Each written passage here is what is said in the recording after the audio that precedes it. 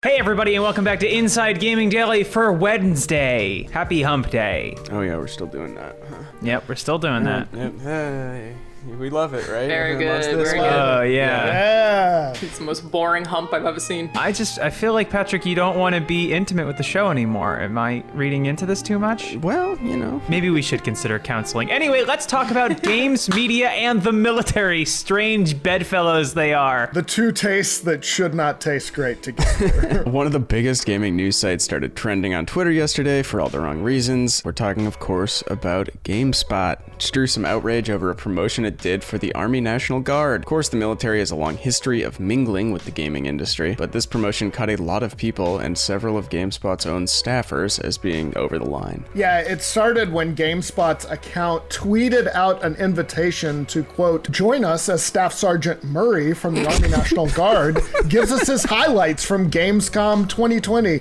You know, Staff Sergeant Murray? That noted video game expert, Staff Sergeant Murray. Staff Sergeant Murray is going to be there? It was also just kind of jarring coming from their kind of main news account, but we'll get to that later. In a follow-up tweet, they encouraged people to visit the National Guard's esports page if they wanted to, quote, learn more about the Army National Guard. So obviously this is a partnership between the two, and some people thought it was just fine, but lots of other people criticized the promotion as an example of a video game site advertising something which might not be the best call. And it's actually amazing that CBS approved this one, but you know. So, hold on. I'm sorry. Are you saying that the video games industry hyped up the military? Oh my god. That hasn't happened since they released the last Call of Duty. Yeah, and that was like almost a year ago, Connor, okay? Yeah. So, alright. They're due another one. We're me learning. skewer the military and the video games industry, okay? Yeah, so there are lots of AAA games that routinely put the military front and center as the heroes. That's nothing new. I mean, it's also kind of like fits the mold. But yeah, people were pointing out that this is not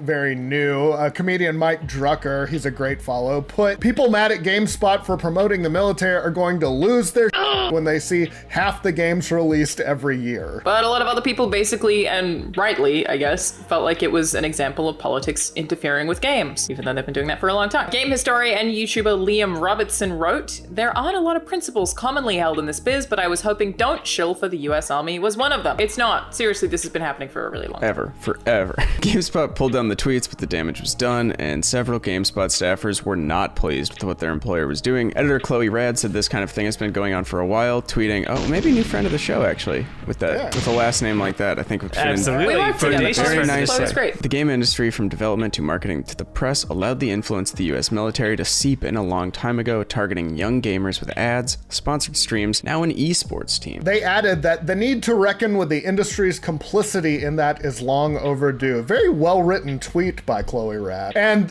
Rad's tweet was retweeted by lots of other GameSpot staffers, including senior social producer Ashley O and the writer Ty Galiz Rowe. Sorry if I mangled y'all's names. And then others also joined in too. But yeah, it's clear that some of GameSpot's employees were not comfortable with this promotion, to say the very least. Washington Post reporter Gene Park put it in some context too, saying, this seems like a yikes, since it's generally understood that news organizations' social media accounts reflect editorial, not the business. And others felt bad for the staffers caught in the middle. Journalist Danny O'Dwyer of the No Clip YouTube channel wrote, my sympathies with the many staffers who were probably vocal about how stupid an idea that was. So a lot of people got mad online, but is this kind of thing new? Well, no, it's not, and we'll get into the weird history of the military involving itself with video games. But first, speaking of promotions, let us tell you about a good one that we are okay with promoting because it is good, and it is a special digital event from AT&T and Samsung for RTX at home. Woo! Gang, listen up. Rooster Teeth is joining forces with Samsung and AT&T 5G to kick things off for our upcoming RTX at home virtual event.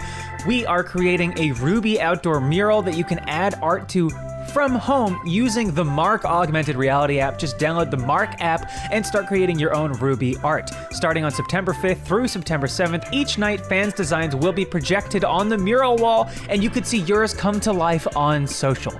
If you're on the AT&T 5G network at home, you can access Plus mode through the Mark app, so you will get the highest res video and crystal clear images to explore on the app. Check out the new Samsung Galaxy Note 20 Ultra 5G powered by AT&T 5G. AT&T 5G requires compatible plans and coverage that's not in all areas. Here are some of the new features you can try out on this device. Cloud gaming will be available with the power of 5G. Try out cloud gaming with high-performance experiences brought to you via the newest Samsung devices powered by AT&T 5G. The Galaxy Note 20 Ultra 5G also has a 120Hz adaptive display that automatically adjusts the refresh rate according to the content you are viewing, and an intelligent battery that optimizes for your gameplay.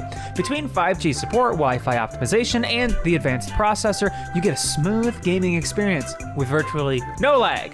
And check out the S Pen and Samsung Notes to create your own works of art. Head over to att.com/Galaxy Note 20 Ultra 5G to learn how you can get the Samsung Galaxy Note 20 5G for free or the Galaxy Note 20 5G Ultra for $299.99 for a limited time. All right, back to the military getting its sticky fingers all up in our games. Over the years, the military has gotten more and more involved in video games, especially post 9/11. Yeah, the military has acted as consultants for Call of Duty games like Modern Warfare, which you could argue is a case of developers doing their homework, or you could also argue that it's a case of the military getting a little too cozy with one of the biggest franchises in video games. Other times, the militaries use video games to more directly recruit. They even made their own game, a first-person shooter called America's Army in the early 2000s. It was a free game produced by the military to help win over all those gun-loving teens. One of the most interesting things about that game, in my opinion, is the fact that both sides online were America's Army, but the other team was skinned as like the terrorist or the enemy. It was, and it was supposed to be positioned almost like it was a training exercise, but the other side always looked like the enemy depending which America you were fighting for, and it was very like, don't worry about it, don't even think about it, the other guys are bad. And then of course the other side's being told the same thing. So interestingly, I dug up a New York Times article about America's Army. This was back in 2002, and GameSpot's editor, I assume this was at the time, Amir Ajami, was quoted, had nothing but praise for the game. He said, "You see all these commercials on TV with catchy phrases, but nothing beats going in and seeing what the Army really does without actually having to do it." Does make you wonder if they had a partnership back then. Like, I know that people being paid to say positive things about video games is absolutely not a thing now, but the Gutsman thing still happened at Spot. That was over a decade ago, but it still happened. Still happened. Yeah. People still talk about that. Well, yeah, and I always want to bring up, people still talk about the Gutsman thing because it's one of the only times of that happening. That shouldn't be proof that this continues to happen in the industry. Yeah. Moving to more modern times, with the advent of streaming, the Army in particular seems to have an ongoing relationship with Twitch. It's got its own channel, and the Armed Forces also are a sponsor of Twitch's esports brand. And the US Marine Corps recently hosted a Warzone tournament, which of course doubled as a recruitment tool. If you're thinking of this from the military's perspective, makes sense. Video games have long been hugely popular with young people. That's exactly the demographic, of course, that the military wants to recruit. And let's be honest, lots of video games also make shooting and killing people look fun and cool too. Oh yeah. But the military's involvement in games has also regularly sparked controversy. Earlier this year, the Army's Twitch channel was busted for doing fake giveaways. The Army's Twitch channel would regularly offer viewers a chance to win an Xbox Elite Series 2 controller, but if you clicked on the link, it sent you to a recruitment page with no additional mention of a contest, odds, total number of winners, or when a drawing will occur. Are you serious? The Army was also criticized for banning viewers on its Twitch channel who asked about war crimes. Again, the larger issue here in some people's minds is the military using games to recruit impressionable minds. As Rad put it, I'm more concerned with the ethics of an entertainment industry working in partnership with armed forces, specifically in their efforts to recruit young people whose ideas about the military come from video games. It just seems very manipulative. Whether you're a fan of the military or not, doing a promotion with them could definitely be considered a political act. GameSpot hasn't commented officially